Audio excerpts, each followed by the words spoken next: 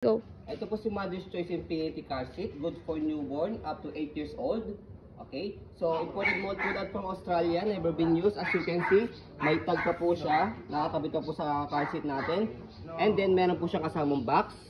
Okay. So, ito po yung details po niya one by one. Kompleto po yan. So, ganyan po siya kapag nakapang toddler, pang 4 years old. Na-adjust po ito hanggang up to 8 years old. Press nyo lang po ito. And then, angat nyo lang po siya. So, ganyan po siya katas kapag pag 8 years old. Okay? So, press nyo lang po itong kulay pula para ibaba, para may adjust po siya. So, pag newborn, dito sa ilalim may color red po siya, pinipindot para mahiga. So, fully recline po siya. So, ganyan siya kapag pang newborn. Up to 4 reclining po yan. So, ayan po yung una. Pangalawa. Ayan. Okay, pangatlo.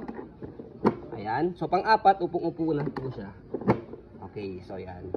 Okay, so yung details po niya, ayan. So ito po yung headrest niya, ito po yung insert pad pang newborn. So kung toddler na si baby, kung medyo nasisikipan na po siya, pwede nyo na po tanggalin po yan. Para pag nakaupo po siya or nakahiga, okay, mas wide po siya at mas comfortable po siya. Okay, so ayan, may harness din po siya na pad. Safe na safe po siya sa belt, kompleto po yan. Okay, so ayan po yung details po niya. Wash na lang nila. So kung i-wash po ninyo ito, pwede nyo pong tanggalin po yan.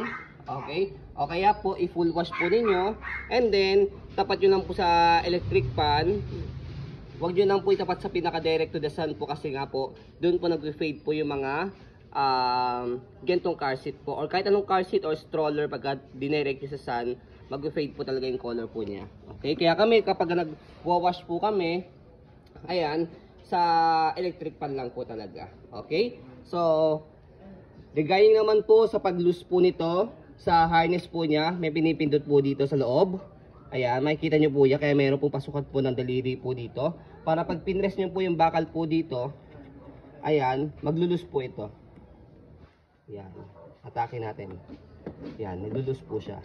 Okay? So, kapag naman po itatight po din yung atake nyo lang po siya. So, okay. So, ayan po yung details po ng body frame po niya, pati yung tela. Ito po yung tag po niya, nakalagay pa. Hindi na po namin inalis. Okay.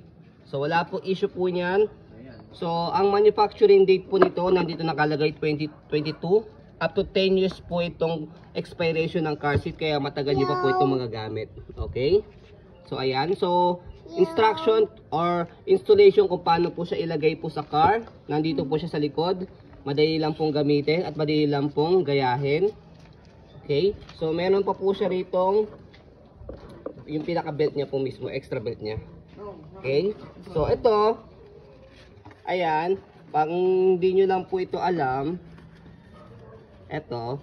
So, ito po, sisend po namin sa yung video po. Ito po is nilalagay po sa car. Okay? Sa likod ng car, may sabitan po doon. Okay? Para extra protection po siya. Ayan. Okay. So, ayan. So, ito po yung details sa kabilang side.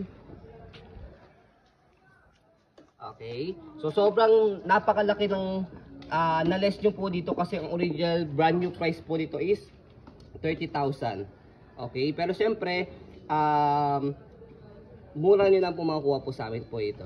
Okay. So, ayun po. As you can see, very details po kami mag-video kasi shop policy po namin. No refund, no exchange. What you see is what you get. So, yun po. Maraming salamat. Have a nice day and God bless po.